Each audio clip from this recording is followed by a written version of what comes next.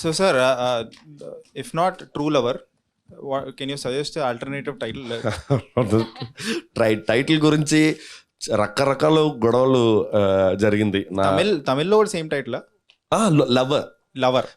We actually thought of releasing Lover, but the title actually is not available. Yeah. Okay. So we did True Lover ani. Yeah. But we actually, I don't know, thousands of title we suggested. Me actually our homework is write 10 titles and come. So all the titles actually finished. We production ki nachadu, director ki nachadu. So we ఒకప్పుడు ఆ name boards ఉందిగా మన కొట్లో, ఆ name boards ఉందిగా, paint shop, అలా అట్టెళ్ళి nothing worked out and suddenly production team came up with this idea of Lover. Yeah.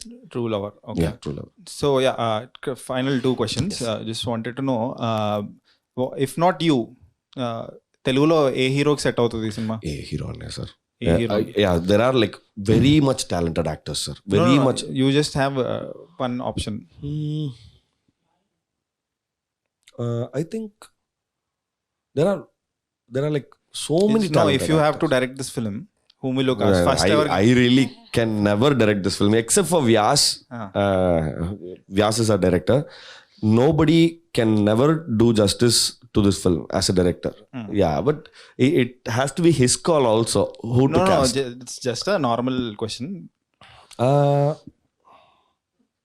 ఈ ఫిల్మ్ కి మన కలర్ ఫోటో సుహాస్.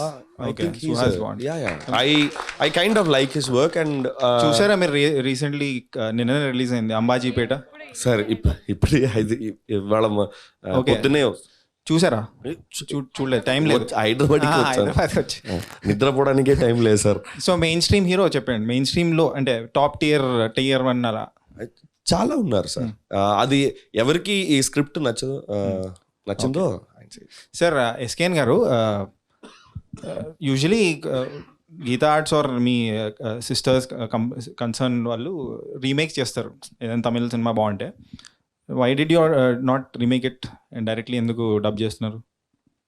అలానే లేదండి, ఇప్పుడు రీమేక్ అనేది కొంచెం యాక్చువల్లీ ఇందులో మారుతి గారు కూడా పార్ట్నర్ అండి. ఆయన ఫస్ట్ ఫిల్మ్ కూడా ప్రేమిస్తే అనే డబ్బింగ్ ఫిల్మే.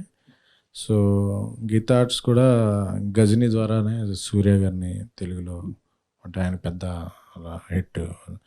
ఇప్పుడు రీమేక్ ఏమైందంటే అన్నీ చాలా పాపులర్ ప్లాట్ఫామ్స్లో ఉంటున్నాయి. సో సబ్ టైటిల్స్తో చూసేస్తున్నారు అన్నీ. సో చేయటానికి వీలు పట్టలేదు, అందరికీ అర్థమైపోతుంది అసలు. అంటే ఇప్పుడు ఒక స్టార్ డ్రివెన్ ఫిల్మ్స్ అయితే ఓకే, అక్కడ ఆయన అలా చేశారు, ఇక్కడ ఈయన అలా చేస్తారు, సో ఆ ఇది ఉంటుంది. కానీ ఇలా కంటెంట్ డ్రివెన్ ఫిల్మ్స్ అయితే ఒకసారి అది ఏదన్నా ఓటీటీ ఫామ్లో వచ్చేస్తే చూడటానికి మళ్ళీ ఇది ఉండట్లేదు.